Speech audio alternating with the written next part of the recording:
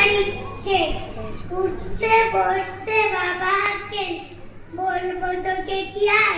হতেই হবে তোকে দেশে মস্ত ইঞ্জিনিয়ার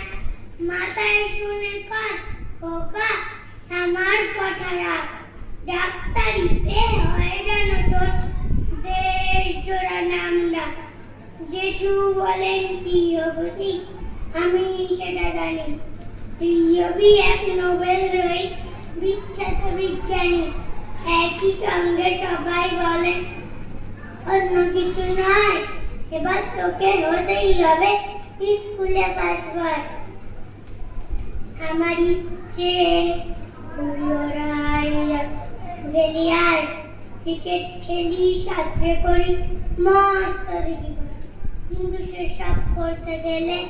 সবাই আসেন থেকে সবাই বলেন মন্দে পড়ায় এক্ষুনি সব ছেড়ে কি আর বলবো এখন আমার অবস্থাতে লেখা পড়ায় দিন কেটে যায় কিচ্ছু খেলা নেই